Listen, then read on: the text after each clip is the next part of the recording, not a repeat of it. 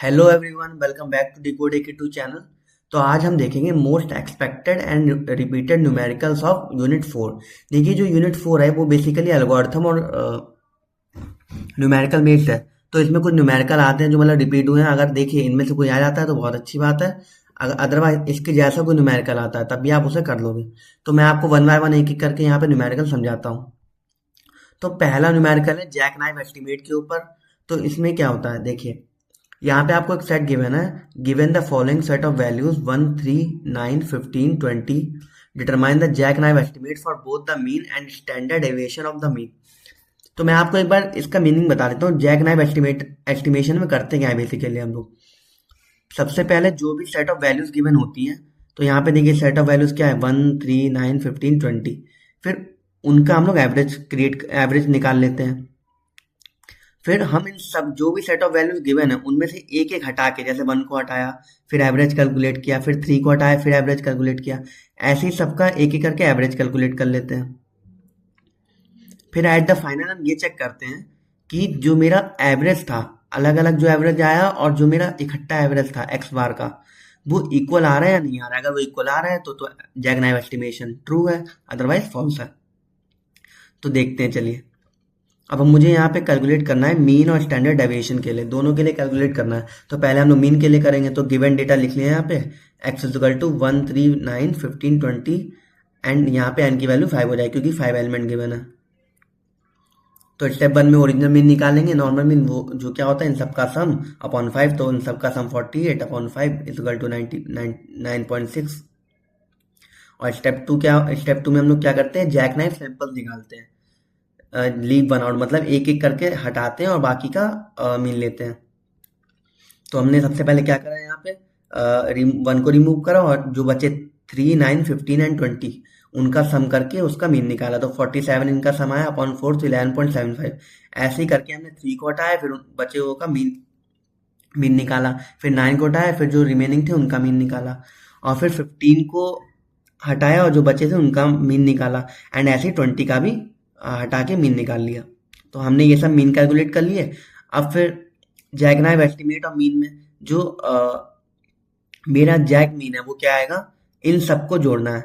इन सबको जोड़ के जो इनका मीन आएगा, फिर मैं इन सबको जोड़ के मेरा मीन आया 9.6। अब मैं ये चेक करूंगा कि जो मेरा ये 9.6 आया है वो मेरा एक्स बार के इक्वल है या नहीं है। तो मैंने यहाँ पे एक्स बार निकाला था 9.6, तो यस मेरा ये एक्स बार के इक्वल आ रहा है। अगर ये दोनों इक्वल है तो मेरा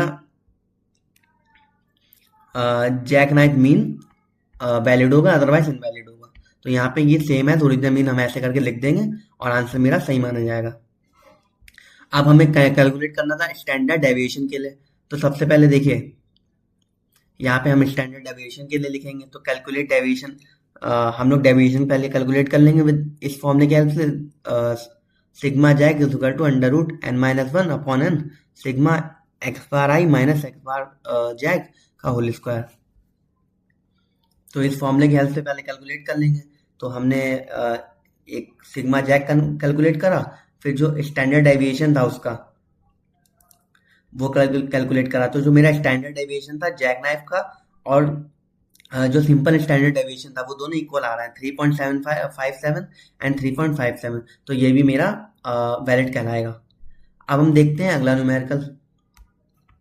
तो अगला न्यूमेरिकल है classify the tuple x equal to colour red, type equal to SUV, original equal to domestic using naive Bayesian classification. Training data is given in the following table where class level is stolen. तो हमें देखें यहाँ basically क्या करना है। तो इस question में सिर्फ इतना बताना है कि जो एक्स है वो मेरा स्टोलन होगा या नहीं होगा, मतलब उसकी प्रोबेबिलिटी यस होगी या नो होगी। तो सिंपली जब हमें नाइफ बेसिन क्लासिफिकेशन के क्वेश्चन करने होते हैं तो सबसे पहले हम यहाँ पे लिखेंगे गिवन क्या है, x equal to colour red होना चाहिए, टाइप मेरा एसयूवी है और ओरिजिन क्या है, डोमेस्टिक। और यहाँ पे क्लास लेवल क्या दी हुई है, स्टोलन। और स्टोलन देखिए क्या है, यस, या तो यस है स्टोलन की वैल्यू या तो नो है। तो मैं एक बार यहाँ पे स्टोलन की वो यस को काउंट कर लूंगा, नो को काउंट कर लूंगा। तो यस को काउंट किया 1, 2, 3, 4, 5।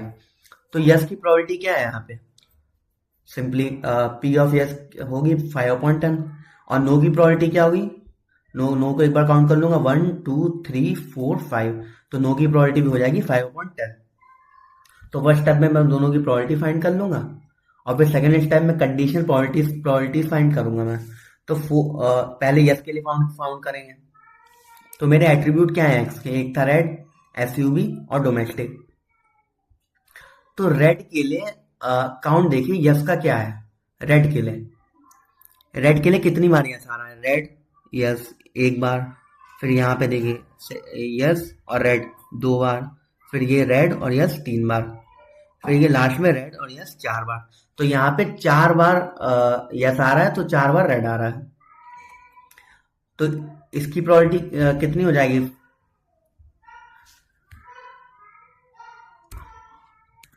हाँ, तो यहाँ पे थोड़ी मिस्टेक हो गई थी, मैंने उसको सही कर दिया है।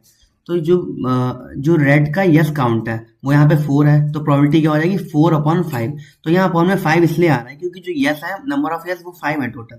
ऐसे ही जो एसयूबी है उसका हो जाएगा काउंट 1 है। यहाँ पे देख लिया, आप देख सकते हो यहाँ पे जो एसयूबी यहाँ पे 4 है, तो उनमें से कितनी बार यस आ रहा है? ओनली 1 बार। तो यहाँ पे जो प्रोबेबिलिटी हो जाएगी वो 1/5। देखिए जो अपॉन में 5 है वो आप इसका मत समझिएगा नंबर ऑफ काउंट, जो एसयूबी है मेरी वो है, वो नहीं है। वो 5 ये बता रहा है कि कितने यस हैं, और मतलब कितने यस हैं उसके अकॉर्डिंग देख रहे हैं यहाँ पे। फिर डोमेस्टिक में देखिए, डोमेस्टिक में कितने काउंट है हमारे? डोमेस्टिक और यस को काउंट करिए एक बार। डोमेस्टिक ये 1, देन 2 एंड देन यहाँ पे 3। तो डोमेस्टिक कितना आ गया? यहाँ पे सही लिखा था, ये 3 काउंट है और प्रोबेबिलिटी हो जाएगी 3/5। फिर मैं यहाँ पे निकालूंगा कंडीशनल प्रोबेबिलिटी, जिसमें मेरी कंडीशन क्या है? यस होगा, तब मुझे एक्स की प्रोबेबिलिटी निकालनी है। तो इस कंडीशन में जो भी मेरी रेड एसयूवी और डोमेस्टिक की प्रोबेबिलिटी है, मैं उसको सिंपली मल्टीप्लाई कर दूंगा। तो मल्टीप्लाई करके क्या लिखा? पहले तो मैंने 4/5 इसको लिख लिया, फिर 1/5 इंटू 1/5 इसको लिख लिया, एंड देन 3/5 को मल्टीप्लाई कर लिया। तो जब मैंने 1/5 इंटू 4/5 इंटू 3/5 को मल्टीप्लाई करा, तो आंसर आएगा 12/125। 12/125। ओके। एंड अब मैं निकालूंगा कि मेरी यस की प्रोबेबिलिटी क्या है जब मेरा एक्स गिवन हो। तो यस की प्रोबेबिलिटी सिंपली हो जाएगी, जो भी मेरी पुरानी प्रोबेबिलिटी आई थी, ये आई थी 12/125। इसमें मैं सिंपली मल्टीप्लाई कर दूंगा अपनी यस की प्रोबेबिलिटी को। जो भी मेरी यस की प्रोबेबिलिटी आई थी वो आई थी 5/10। तो यहाँ पे इंटू कर दिया मैंने 5/10 को। तो जब मैं इसकी 5/10 से मल्टीप्लाई करूंगा, मतलब 1/2, तो ये हो जाएगा 18/2 विच इज 9/125। तो मेरी जो प्रोबेबिलिटी यस की जो कंडीशन प्रोबेबिलिटी थी वो आ गई है 9/125। ठीक है, ऐसे मैं नो की निकाल लूंगा। अब मैं एट्रीब्यूट, यहाँ पे मैंने एट्रीब्यूट लिख लिया simply, red SUV domestic, same वैसे। अब मैंने यहाँ पे नो की निकाली, तो नो की क्या आ रही है? 2/5 for red, 3/5 for SUV and 3/5 for domestic. तो मैं सेम यहाँ पे इन तीनों की मल्टीप्लाई कर लूंगा, रेड एसयूवी एंड डोमेस्टिक की प्रोबेबिलिटीज की। तो मैंने किया 2/5 multiply by 3/5 multiply by 3/5 which is equal to 24/125। अब मैं यहाँ पे पी ऑफ नो की प्रोबेबिलिटी निकाल लूंगा जब मेरा एक्स गिवन हो। तो मैं सिंपली जो पुरानी प्रोबेबिलिटी थी 24/125 में मल्टीप्लाई कर दूंगा जो मेरी नो की प्रोबेबिलिटी थी। नो की प्रोबेबिलिटी क्या थी? 5/10। तो यहाँ पे 1/2 से मल्टीप्लाई कर दूंगा सिंपली, तो 24/2 विच इज 12/125। तो देखिए अब मैं इन दोनों को कंपेयर करूंगा, जो मेरी यस की कंडीशनल प्रोबेबिलिटी आई थी और जो मेरी नो की कंडीशनल प्रोबेबिलिटी आई थी। तो इन दोनों को जब मैंने कंपेयर करा, तो जो मेरी नो की प्रोबेबिलिटी आ रही थी तो वो ज़्यादा थी। ऑब्वियस सी बात है, देखिए यहाँ पे 12/125 और यहाँ पे 9/125, तो जो नो की प्रोबेबिलिटी थी वो ज़्यादा थी। तो जो मेरा क्लासिफाइड स्टोलन होगी वो उसका आंसर हो जाएगा नो। ओके, आई होप आप ये समझ गए होगा क्वेश्चन। आप सो नेक्स्ट क्वेश्चन है हमारा एप्रायर एल्गोरिथम के ऊपर। तो एप्रायर एल्गोरिथम में आप जानते हैं कि जो फ्रीक्वेंट आइटम सेट होते हैं हमें वो पता करने होते हैं, और सेकंड जो एसोसिएशन रूल्स होते हैं हमें वो पता करने होते हैं। तो यहाँ पे देखिए क्वेश्चन क्या है, find frequent item pattern under the association rule by using apriori algorithm for the following transactional database. तो यहाँ पे एक ट्रांजैक्शनल डेटाबेस दिया हुआ है हमें, तो हमने उसको लिख लिया है पहले तो देखिए ट्रांजैक्शन क्या है, T100 के लिए आइटम हमारे मंकी है, फिर डोंकी है, फिर मेक है, फिर मकी है, फिर कुकी है। तो यहाँ पे टोटल ट्रांजैक्शन कितने हैं, टोटल 5 ट्रांजैक्शन हमें दिए हुए हैं और हमें मिनिमम सपोर्ट कितना दिया है 60% और मिनिमम कॉन्फिडेंस दिया है 80%। Hmm okay, so any item और items must appear at least 3 times to be frequent. तो यहाँ पे 60% हमें मिनिमम सपोर्ट दिया हुआ है, तो 60% क्या होता है, 3 ट्रांजेक्शन, मतलब 5 ट्रांजेक्शन अगर दिए हैं तो 3 ट्रांजेक्शन में अगर कोई भी आइटम आएगा तो हम उसको बोल दें कि वो मिनिमम सपोर्ट के क्राइटेरिया को पास कर रहा है। तो वही यहाँ पे स्टेप 1 हमारा है, find frequent one item set. जो पहले हम जितने भी वन आइटम सेट है उनको फाइंड कर लेंगे फ्रीक्वेंट। तो हम पहले देख लेंगे डिफरेंट डिफरेंट यहाँ पे वो हमारे लेटर कौन से, तो एम है, ओ है, एन है, के है, ई है, वाई है, डी है, ए है एंड सो ऑन। तो यहाँ पे हमने वही सब लिख लिए हैं। हमारे जितने भी एम, ओ, के, ई और वाई, इन सब का जब हमने वो निकाला मिनिमम सपोर्ट, तो वो हमारा 60% से ज्यादा ही इक्वल आ रहा था। तो इन सबको हमने फ्रीक्वेंट आइटम सेट में डाल दिया। और जो मेरा ACDINU था वो उन सबका मेरा 3 से कम आ रहा था, तो मैंने इन सबको फ्रीक्वेंट आइटम सेट में नहीं डाला, सिंपल सी बात है।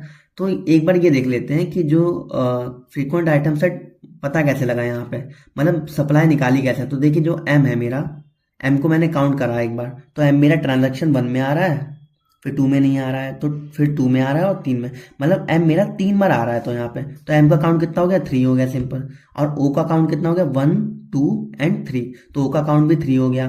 फिर के का काउंट एक बार देखिए, 1, 2, 3, 4 एंड 5, के का 5 एंड ऐसे ही ई का 4 और वाई का 3। तो ये सब मेरे किस में आ गया, फ्रीक्वेंट आइटम के सेट में आ गया। अब स्टेप 2 में हम कैंडिडेट जो भी मेरे 5 अभी वो आए हैं आइटम सेट, उनके मैं 2 के पेयर्स बनाऊंगा। तो 2 के मैंने पेयर बना लिए, एमओ, एमके, एमई, एमआई, जितने भी पॉसिबल पेयर होते हैं वो सब बना लिए। फिर फिर सेम जो मैंने इनके संग जो प्रोसेस करी थी वो सेम मैं अपने 2 पेयर्स के संग भी करूंगा। सबका मैंने वो मिनिमम सप्लाई निकाली। तो मैंने देखा जो एम के था, एम ई था, ओके था, के ई था और के वाई, इन सबका जो मिनिमम सपोर्ट था वो मेरा ज्यादा आ रहा था, 3 से या फिर उसके बराबर आ रहा था। और जो मेरे बचे हुए थे उनका 3 से कम आ रहा था, तो मैंने उन सबको बाहर कर दिया। और जो मेरे ये थे 5, एम के, एम ई, ओके, के ई एंड के वाई, इन्हें फ्रीक्वेंट आइटम सेट में ले लिया। फिर मैंने 3 के जो मेरे 5 बचे हैं अभी, उनके फिर 3 के पेयर बनाए। 3 के पेयर मैंने जब बनाए तो मेरा एक पेयर बना एम के ई, ओ के ई और एम के वाई। तो फिर इन सबका मैंने जब सपोर्ट चेक किया तो जो मेरा एम के ही था सिर्फ ओनली वही उसी का 3 आ रहा था, बाकी सबका 3 से कम आ रहा था। तो जो मेरे फ्रीक्वेंट आइटम सेट था 3 का, वो बन रहा था एम के और ई। तो देखिए मेरे कितने फ्रीक्वेंट आइटम सेट आ गए यहाँ पे, एक तो मेरा आ गया एम ओ के ई वाई, ये फ्रीक्वेंट 1 आइटम सेट आ गया। फिर फ्रीक्वेंट 2 आइटम सेट कितने आ गए, वो भी 5 आ गए, एम के, एम ई, ओ के ई और के वाई। और फिर मेरा फ्रीक्वेंट आइटम सेट 3 पेयर्स का एक आ गया है, विच इज एम के ई। तो देखिए आपको मैं एक बार दिखा भी देता हूँ, यहाँ पे देखिए जो एम के ई है, एम के ई देखिए, एम के और ई, ये तीनों साथ में कितनी बार आ रहा है, 1, फिर देन एम के ई 2, फिर देन एम के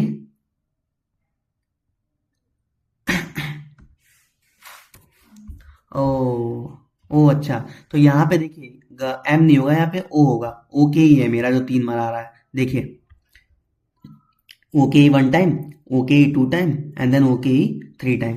तो यहाँ पे जो मेरा 3 पेयर का फ्रीक्वेंट आइटम सेट आ रहा है वो एम की जगह यहाँ पे सिंपली हो जाएगा ओ, यहाँ पे वो आ रहा है एम नहीं। ओके, फिर हम एसोसिएशन रूल कैसे पता करते हैं, तो जितने भी मेरे वो आ रहे थे, जितने भी ये फ्रीक्वेंट आइटम सेट आ रहे थे, इनका एसोसिएशन रूल मुझे पता करना है। तो वो मैं कैसे पता करूंगा? तो मेरे रूल्स मैं एम के ओ के लिए बनाऊंगा, ना कि ई के लिए। ओ। हम्म। तो सिंपली मैं यहाँ पे ओ के ई के लिए चेक कर लूंगा, तो जितने भी पॉसिबल एसोसिएशन बन रहा है वो मैंने बना लिए। ओ टू के, फिर देन ई टू के, देन के टू ई। तो ओ टू के मैंने देखा कि जो कॉन्फिडेंस आ रहा था ओ टू के का, वो क्या होता है, सपोर्ट ऑफ ओ के अपॉन सपोर्ट ऑफ ओ। यहाँ पे वो आएगा। तो support of OK, what is the support of OK, which is 3, and support of O, which is also 3। तो 3/3 which is 100%। तो ये मेरा 80% ज़्यादा होना चाहिए था, तो O2K इज वैलिड, तो ये मेरा वैलिड हो गया। अब मैं देखूंगा E2K के लिए। तो E2K के लिए भी मैं सपोर्ट ऑफ ई के अपॉन सपोर्ट ऑफ ई। तो सपोर्ट ऑफ ई के, सपोर्ट ऑफ ई के और के, सपोर्ट ऑफ ई के is 4, and support of E is also 4। तो इट इज 4/4, तो विच इज 100%। तो ये भी मेरा ट्रू हो गया। तो इसको भी मैं एसोसिएशन रूल में ले लूंगा। और फिर के टू ई क्या है? के टू को जब मैं ऐसे चेक करूंगा, सपोर्ट ऑफ के ई अपॉन सपोर्ट ऑफ के, तो सपोर्ट ऑफ के इज 4, एंड सपोर्ट ऑफ के इज 5। तो यहाँ पे आ जाएगा 4/5। तो जो 4/5 होगा वो मेरा क्या होगा, 80% होगा जब इसको 100 से मल्टीप्लाई करूंगा। तो ये भी मेरा वैलिड हो जाएगा। तो ये जो तीनों आ रहे हैं मेरे एसोसिएशन में, ये तीनों वैलिड हैं। मतलब जो भी कंडीशन थी कॉन्फिडेंस की, 80% से ज़्यादा होनी चाहिए, तीनों 80% से ज़्यादा इक्वल होने चाहिए थे, और वो हैं। तो कॉन्फिडेंस कंडीशन वैलिड हो गई।